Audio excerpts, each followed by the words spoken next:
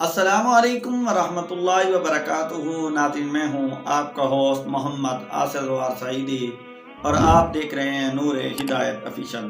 یہ ماہ مبارک محرم الحرام کا یہ ہمیں درس دیتا ہے کہ آل بیت اطہار، حضور کے نواسہ،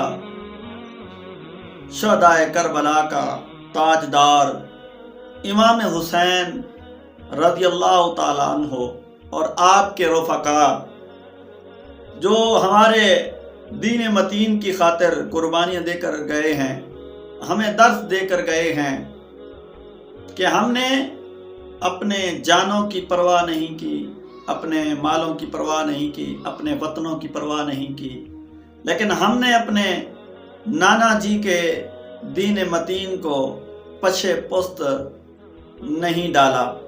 محرم الحرام کے حوالے سے ہم تلاوت کرتے ہیں، 10 کو بھی پڑھتے ہیں، 9ویں کو بھی پڑھتے ہیں، 8ویں کو بھی پڑھتے ہیں، گھروں میں بھی پڑھتے ہیں اور قبرستان میں کے اندر بھی جا کر پڑھتے ہیں۔ لیکن ہمارا معمول کیا ہے کہ ہم قرآن کو صرف انہی محرم کے دنوں کے اندر ہی خاص کر دیتے ہیں، قرآن کو دیکھ لیتے ہیں اور اس کے علاوہ ہم قرآن کو نہیں دیکھتے۔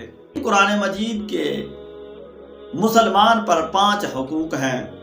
پہلا قرآن مجید کا ہمارے اوپر حق یہ ہے کہ ہم اس پر ایمان لائیں، ہم اس کو مانیں کہ یہ واقعی وحدہ لا شریک کی سچی اور پیاری لاریب کتاب ہے، اور دوسرا اس قرآن مجید فرقان حمید کی تلاوت کریں، اور تیسرا فرمایا اس قرآن مجید فرقان حمید کو سمجھیں، اور چوتھا حقوق فرمایا اس پر عمل کریں، اور 5واں قرآن مجید فرقان حمید کا جو ہمارے اوپر حق ہے فرمایا اس کو پڑھ کے سمجھ کر عمل کر کے آگے اس کو پھیلانا ہے۔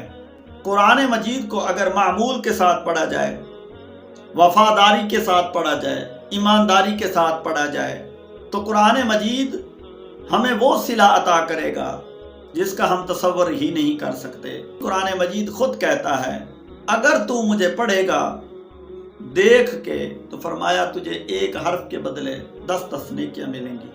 فرمایا اگر تو زبانی پڑھے گا تو حافظ قرآن بن جائے گا، حافظ کہلائے گا۔ فرمایا اگر تو ترتیل کے ساتھ ٹھہر ٹھہر کر خوب اچھی طرح پڑھے گا تو فرمایا تو قاری قرآن کہلائے گا۔ فرمایا اگر تو مجھے ترجمے کے ساتھ پڑھے گا تو علماء کرام کہا جائے گا، اور فرمایا تو اگر اس کو تفسیر کے ساتھ پڑھے گا تو فرمایا تو مفسر کہلائے گا۔ مجھے صحیح طریقے پڑھ کر سمجھ کر اس پر عمل کرے گا، فرمایا تو ایک اللہ کا ولی کہلائے گا۔ جس کتاب کی کوئی ثانی دنیا کے اندر نہ آج تک مل سکی ہے اور نہ ہی قیامت تک مل سکے گی، تو خدا را قرآن مجید کے ساتھ وفا کریں، قرآن مجید کے حقوق ادا کریں، وفاداری کے ساتھ، ایمانداری کے ساتھ اس کو پڑھا کریں، اور اپنے گھر والوں کو بھی پڑھنے کی ترغیب دیا کریں۔ اللہ رب العزت عمل کی توفیق نصیب فرماوے۔ آخر دعوانا الحمدللہ رب العالمین۔